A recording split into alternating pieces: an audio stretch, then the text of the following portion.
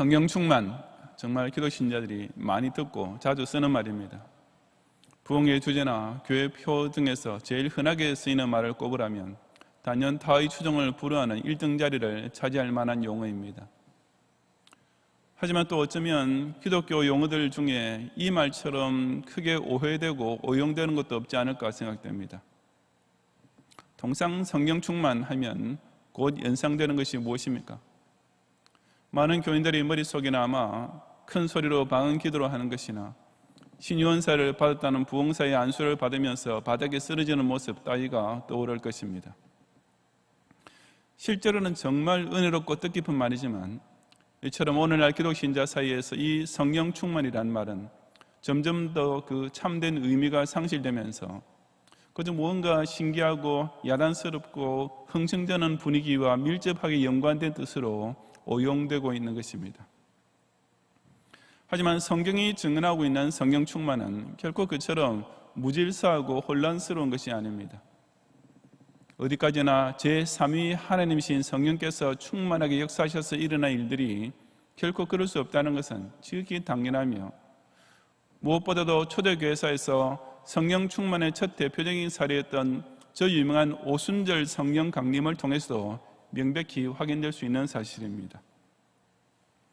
첫째 교회였던 예루살렘 교회가 체험했던 그 특별한 사건은 성자 하나님께서 복음 사역을 끝내시고 승천하신 후 이제 성령 하나님께서 신약 성도들 가운데서 친히 내재하심이 역사하시는 새 시대를 여는 것이었습니다.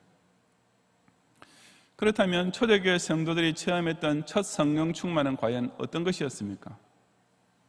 이제 예수님께서 부활하시고 승천하셨던 4월의 마지막 주일을 맞이하여 저는 주님께서 약속대로 보내신 보혜사께서 오늘날도 그 오순절날과 똑같이 택자의 심령 속에서 충만히 역사하신 은혜가 구체적으로 과연 어떤 것인지를 함께 상고해 보고자 합니다. 첫째, 성령 충만을 받은 상태란 그 자신의 심령 속에 하나님을 모시게 된 것을 가리킵니다.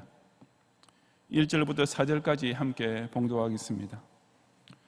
오순절 날이 이미 이르매 그들이 다 같이 한 곳에 모였더니 호련히 하늘로부터 급하고 강한 바람 같은 소리가 있어 그들이 앉은 온 집에 가득하며 마치 불의 혀처럼 갈라지는 것들이 그들에게 보여 각 사람 위에 하나씩 임하여 있더니 그들이 다 성령의 충만함을 받고 성령이 말하게 하심을 따라 다른 언어들로 말하기를 시작하니라. 아멘. 오순절 날은 6월절 이후 50일째에 되는 날에 지키던 유대인의 명절로서 맥주절, 칠칠절 등으로도 불리는 날입니다. 예수님께서 십자가에 달리신 때가 6월절이었고 부활하신 후 40일 동안 제자들과 함께 계시다가 승천하셨으니 이 오순절 사건은 예수님 승천 후 약 일주일 남짓 지난 때가 될 것입니다. 이날 사도들이 다 같이 한 곳에 모였다고 했는데 그 장소는 그동안 성경을 기다리며 기도하던 다락방일 수도 있고 혹은 성경뜰일 수도 있습니다만 전자가 조금 더 유력합니다. 그날의 성령 강림은 우선 두 가지 전조가 있었습니다. 먼저 호련히 하늘로부터 급하고 강한 바람 같은 소리가 그들이 모여있던 집에 가득 찼다고 했습니다. 바람은 구약에서 성령과 밀접하게 연관된 말입니다. 성령이란 히브리어 자체가 바람이라는 뜻을 동반하고 있으며 사람이 창조될 때 하나님께서 그 코에 불어넣으신 생기 역시 이 단어가 사용되고 있습니다. 또한 불의 혀처럼 갈라지는 것들이 그들 위에 임했다고 했습니다.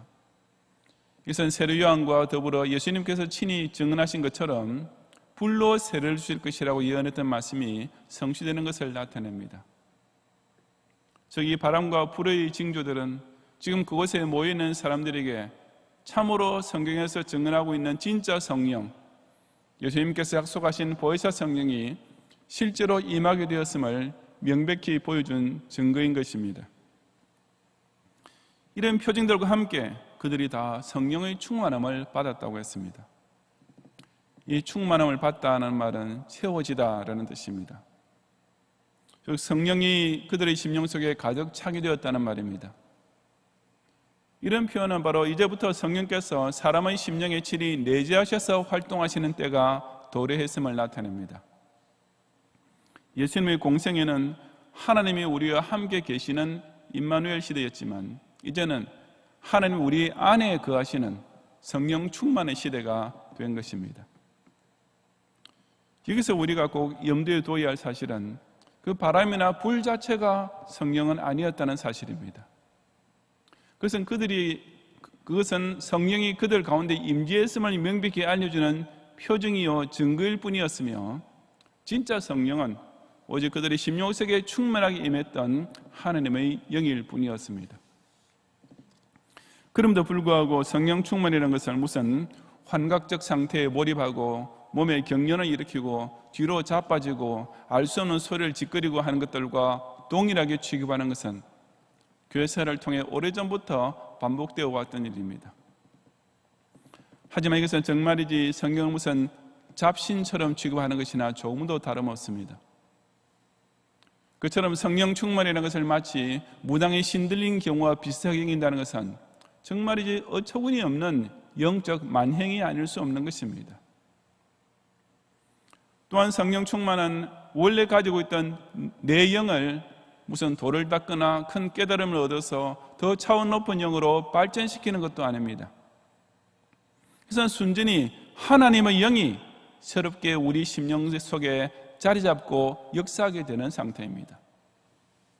다시 말해서 하나님께서 채우시는 새 영, 전혀 다른 차원의 영이 우리의 미련하고 교만하고 어두웠던 영을 완전히 압도해버리고 주장하기 시작하는 것입니다. 그래서 로마서 8장의 9, 10절에서 그리스도의 영을 받은 사람만이 그리스도의 사람이 되고 하나님의 영을 받은 자만이 하나님의 아들이라는 전혀 새로운 존재로 바뀌게 된다고 선포하고 있는 것입니다. 오순절의 첫 성령 강림이 바로 그러했습니다. 그것은 오직 각 성도의 심령 속에 성령 하나님께서 충만히 내재하심으로써 시작되었습니다. 바람과 불은 오직 그런 성령 충만의 시대가 구약 성경과 예수님께서 약속하신 그대로 바로 그 순간부터 시작되었음을 증언해 주기 위해 오직 그날 단 일회적으로만 동반된 표징들이었습니다.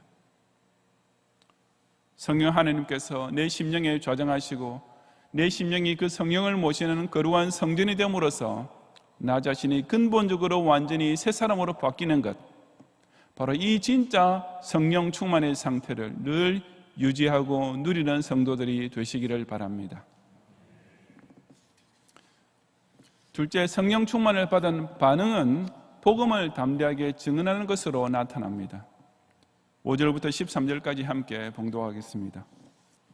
그때 경건한 유대인들이 천하 각국으로부터 와서 예루살렘에 머물러 있더니 이 소리가 나며 큰 무리가 모여 각각 자기의 방언으로 제자들이 말하는 것을 듣고 소동하여 다 놀라 신기하게 여기 이르되 보라, 이 말하는 사람들이 다 갈릴리 사람이 아니냐? 우리가 우리 각 사람이 난 곳 방언으로 듣게 되는 것이 어찌 됨이냐?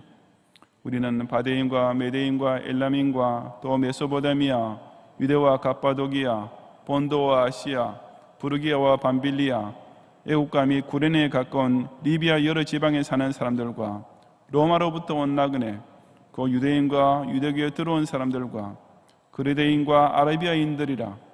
우리가 다 우리의 각 언어로 하나님의 큰 일을 말함을 듣는도다 하고 다 놀라며 당황하여 서로 이르되 이 어찌된 일이냐 하며 또 어떤 이들은 조롱하여 이르되 그들이 세술에 취하였다 하더라고 기록했습니다. 그처럼 사도의 심령에 성령이 충만하게 되었을 때 제일 처음으로 나타난 반응은 아까 4절 하반절에서 말씀한 대로 성령이 말하게 하심을 따라 다른 언어들로 말하기를 시작한 것이었습니다. 성령께서는 그 사도들 하여금 말하게 만드셨으며 그때 사도들 입에서 나온 말이 바로 다른 언어들이라고 했습니다. 이 다른 언어, different language란 말이 옛날 성경에 소위 방언이라고 번역됨으로써 마치 보통 사람이 알아들을 수 없는 희한한 말인 것처럼 오도되었지만 원래는 이처럼 분명한 의미가 통하는 언어, 다시 말해서 여러 종류의 외국어였던 것입니다. 그래서 5절 이하에 기록된 내용에서 더욱 분명해지는데 그때 이 큰 명절인 오순절을 지키기 위해 경건한 유대인이 천하 각국으로부터 와서 예루살렘에 머물러 있었습니다. 9절부터 11절에 나오는 대로 이미 아수르 제국의 이민 정책과 바벨론 제국의 포로 시대 등을 통해 유대인들은 수백 년 전부터 각국으로 흩어져 있었습니다. 그처럼 흩어져 살던 디아스포라 유대인들과 또 그런 유대인의 전도를 받고 개종한 이방인들, 즉 유대교에 들어온 사람들이 그날 오순절을 지키기 위해 예루살렘에 모여 있었던 것입니다. 놀라운 것은 그 각 나라 사람들이 성령 충만함을 입은 사도들의 입을 통하여 각각 자기의 방언, 즉 각 사람이 난 곳 방언으로 말하는 것을 듣게 된 것이었습니다. 사도들은 대부분 다 갈릴리 사람들이었고 그런 각 나라의 외국어들을 다 알 수 없었음이 분명합니다. 하지만 그들 심령에 내재하신 성령께서 그들로 하여금 자기도 모르게 그와 같은 다른 언어, 곧 그 지방의 언어로 말하게 하셨던 것입니다. 어떤 사람들이 사도를 가리켜 세술에 취하였다고 조롱한 것은 그 사도들이 정신 나간 사람의 말을 해서가 아니라 그들이 말하는 언어가 자기네는 알아들을 수 없는 외국어였기 때문이었습니다. 반면에 그 언어를 알아들었던 그 지방의 사람들은 사도들이 각각 자기 지역의 방언으로 말한 내용이 동일하게 하나님의 큰 일을 말함이었다고 분명히 증언했던 것입니다. 이것은 마치 유엔 회의 같은 데서 한 나라 대표의 연설을 각 나라 말로 동시 통역하는 것이나 마찬가지였습니다. 그러므로 성령께서 그날 그 청중 앞에서 그처럼 각 나라의 언어가 사도들 입에서 나오게 할 목적은 너무나 분명했습니다. 그것은 곧 예수 그리스도의 복음 전파가 효과적으로 급속히 전 세계를 향해 퍼져나가게 하기 위함이었습니다.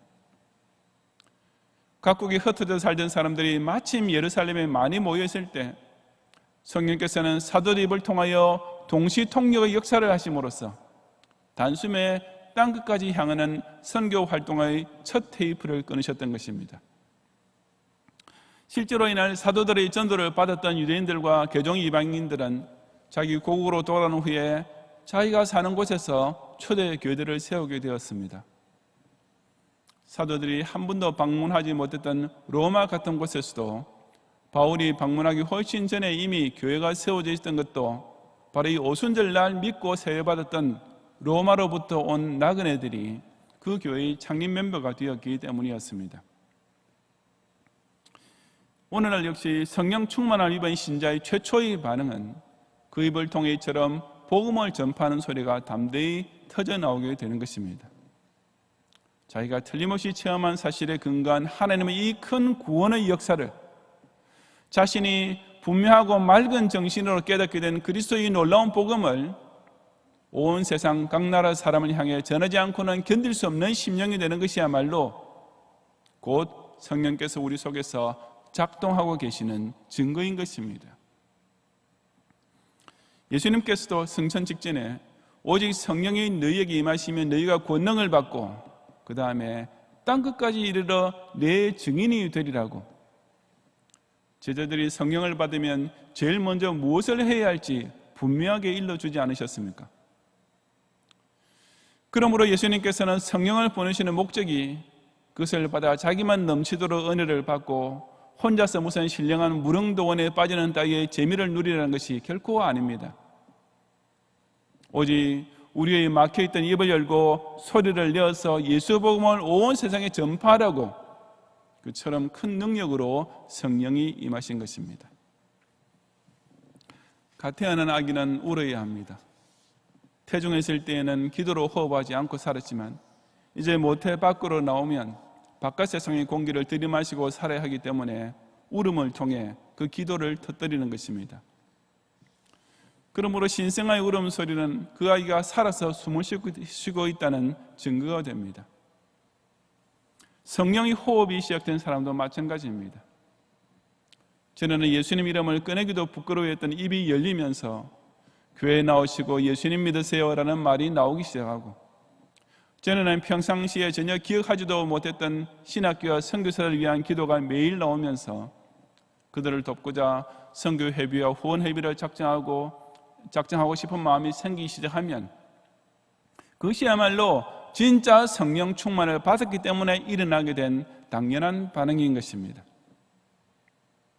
자기만 알아듣는, 아니 자기도 그 뜻을 알 수 없는 이상한 방언의 짓거림이 아니라 하나님의 큰 일을 각 나라 언어로 정확하게 전달하는 복음 전파에 참여하고 후원함으로써 실로 성령 충만의 능력을 제대로 발휘하는 성도들이 되시기를 바랍니다.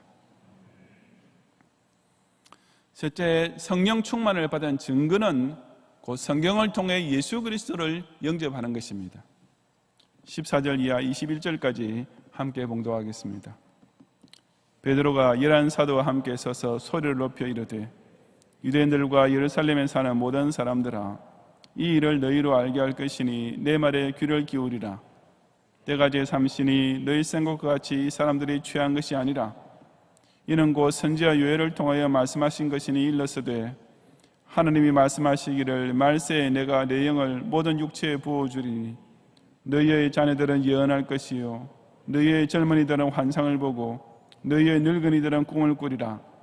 그때 내가 내 영을 내 남종과 여종들에게 부어주리니 그들이 예언할 것이요 또 내가 위로 하늘에서는 기사를 아래로 땅에서는 징조를 베풀리니 곧 피와 불과 연기로다. 주의 크고 영화로운 날이 이르기 전에 해가 변하여 어두워지고 달이 변하여 피가 되리라. 누구든지 주의 이름을 부르는 자는 구원을 받으리라 하였느니라. 아멘. 전혀 외국어 공부를 하지 못했던 사람들이 각 지방의 언어로 하나님의 큰일을 전파하는 신기한 사건 앞에서 그 예루살렘에 모인 군중들이 다 놀라며 당황하게 되자 사도 베드로가 대표로 일어나 그들 앞에서 설교를 시작했습니다. 그는 우선 일부 군중들이 조롱하는 것처럼 사도들이 세술에 취한 것이 결코 아님을 먼저 해명하면서 때가 제3시니 이 사람들이 취한 것이 아니라고 했습니다.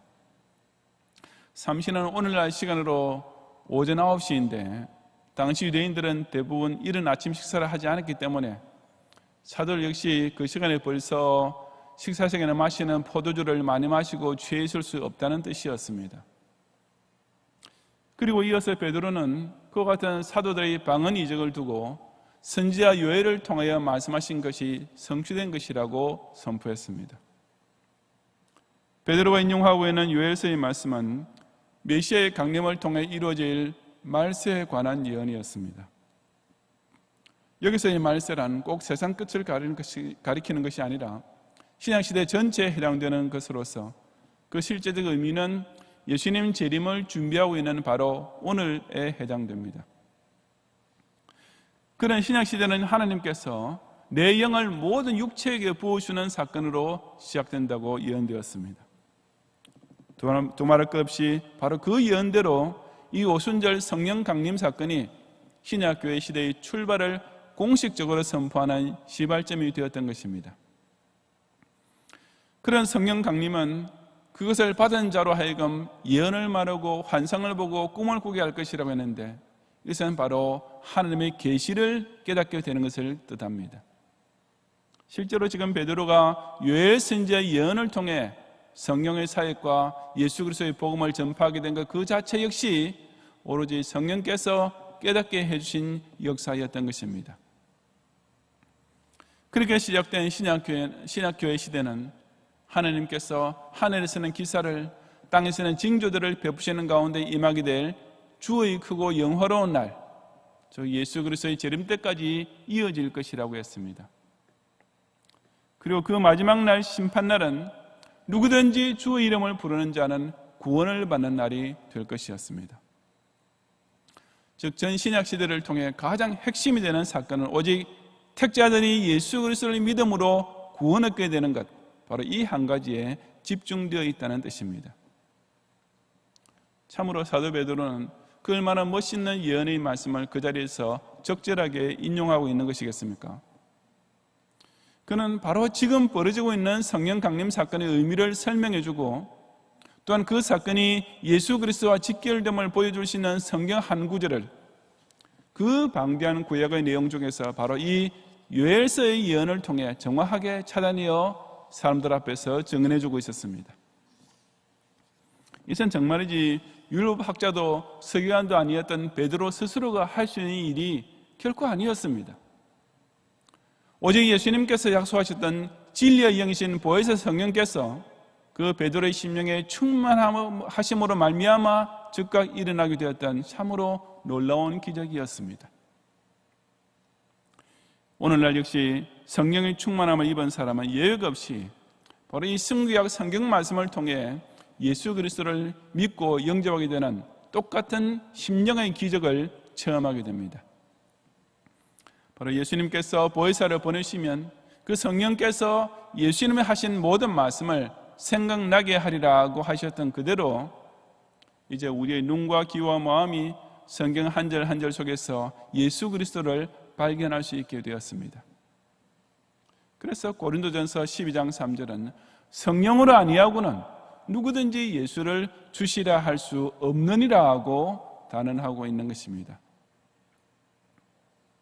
그러므로 성경을 부지런히 읽고 그 말씀 속에서 은혜 받을 줄 아는 신자의 말로 진짜로 성령 충만한 사람입니다. 기도하다가 무슨 이상한 음성을 들었다든지 금식하다가 정신이 혼미한 가운데 무슨 밝은 빛을 보았다든지 하는 것이 성령받은 증거가 결코 아닌 것입니다. 예수님께서 그런 식으로 성령을 보내겠다고 약속하신 적도 없고 오순절날 성령을 받은 사도들에게도 그런 현상은 전혀 없었습니다. 도대체 어떤 성령 충만을 받았기에 예수님을 잘 믿는 것보다 더 훌륭한 성령 충만이 될 수 있다는 말입니까? 도대체 어떤 신기하고 놀라운 성령 충만의 체험이라는 것이 있기에 예수님의 보혈로서 나의 모든 죄를 깨끗이 씻음받은 그 시원한 맛과 비교라도 될 수 있다는 말입니까? 도대체 어떤 소위 특별한 성령 충만의 은사라는 것이 내가 예수를 믿음으로써 구원을 받고 천당가게 됐다는 확신보다 더 큰 감격을 줄 수 있다는 말입니까? 그러므로 그처럼 이미 예수님을 확실히 믿고 신앙 고백한 신자를 당신 정말 성령 받았어 라고 추궁하며 몰아붙이려는 자들이야말로 실은 성령이 아니라 악령을 받은 사람임에 틀림없습니다. 첫 성령 강림 때의 사도들과 제자들과 성도들은 그런 따위의 저질스러운 영을 받지 않았습니다. 그때의 초대교회 성도들이나 오늘날의 기독신자들이나 공이 참된 성령 충만을 받으면 그것을 통해 오직 성령의 증언을 바로 깨닫게 되는 새로운 계시 시대를 맞이하고 있는 것입니다. 그처럼 우리의 맑은 정신을 사용하셔서 성경 말씀을 통해 예수 그리스도를 바로 찾고 분명히 고백하게 만들고 계시는 이 진짜 성령 충만함을 마음껏 누리고 마음껏 자랑하는 성도들이 되시기를 바랍니다. 성도 여러분, 오늘날 성령은 너무나 어처구니 없게도 함부로 오용되고 값싸게 취급되고 있습니다. 성령이 이단의 구판 종교에 불려다니고 장터 종교의 브랜드 마크로 전락되고 있습니다. 이 성령님이 하나님의 은혜를 자신의 살이 사욕을 채우는 상품처럼 써먹는 사꾼들이 독점하는 상표처럼 되어버리고 있는 것입니다. 하지만 오순절의 성령 강림은 결코 그런 것이 아니었습니다. 그것은 무슨 신들린 사람들이 광란을 부린 따위 사건이 아니었으며 사도들이 자기네가 받은 성령을 사람들에게 나눠주는 따위의 장사를 벌인 적도 없었습니다. 그러므로 그 어떤 경우에도 성령을 마치 무슨 귀신이나 복방망이처럼 여기는 것은 실수 정도가 아니라 실로 중대한 신성모독입니다. 왜냐하면 성령은 어디까지나 거룩하신 제3위 하나님이시기 때문입니다. 성부 하나님은 창조와 섭리의 하나님이시고 성자 하나님은 구원과 심판의 하나님이시며 성령은 오늘날 우리 속에서 친히 역사하시는 하나님이십니다.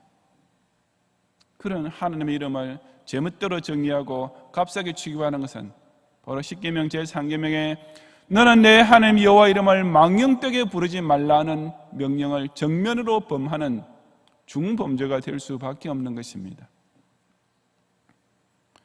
오순절의 성령 강림 때와 마찬가지로 지금도 성령 충만은 지극히 정상적이고 질서정연한 일련의 사건들을 유발시키고 있을 뿐입니다. 이 성령 하나님께서 우리 속에 충만히 내재하시면 우리의 심령을 하나님께 예비하는 거룩한 성전으로 바꾸어 주십니다. 성령은 안개처럼 모호하게 퍼져있는 어떤 기운도 아니며 이단 교주가 입으로 훅 불어주는 숨결을 타고 들어왔다 나갔다는 바람 같은 존재가 아니라 택자의 심령 하나하나 속에 정확하게 자리 잡고 역사하시는 진짜 하나님이신 것입니다. 이 성령이 충만하게 된 성도는 세상과 만민을 향해 복음을 전파하지 않고는 못 배기게 됩니다. 성령은 무슨 신령하는 방언이랍시고 마치 중들이 뭔가 돌을 깨우쳐 보겠다고 외우는 화두처럼 똑같은 소리를 끝없이 반복하게 만드는 고장난 레코더 같은 존재가 결코 아닙니다. 성령은 막혀있던 내 입이 터져서 예수 그리스도의 복음을 담대하게 외치며 땅끝까지 전파하게 만드는 권능의 영이신 것입니다. 바로 이 성령님이야말로 우리를 하여금 기록된 말씀 중에서 예수 그리스도를 깨닫고 믿게 하시는 장본인입니다. 성령은 사람의 정신을 혼미하게 만들고 이상한 환각에 빠져들게 만드는 마약과 같은 영이 아니라 지극히 맑은 영이며 지극히 깨끗한 영이며 온전한 영이십니다.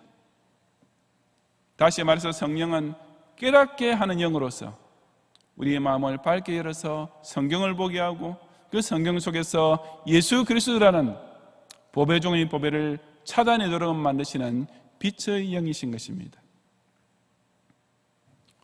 그러므로 성령 충만이란 말을 무슨 오순절파의 전용물처럼 여기고 개혁주의 기독신자에게는 무언가 거북스럽거나 괴리감이 생기는 단어처럼 생각해서는 절대로 안 됩니다. 아니 사실상 개혁주의 신자의 말로 이 성령 충만의 진짜 참뜻을 바로 깨닫는 가운데 남보다 더욱 성령 충만을 사모하며 체험하는 성도가 되어야 마땅합니다.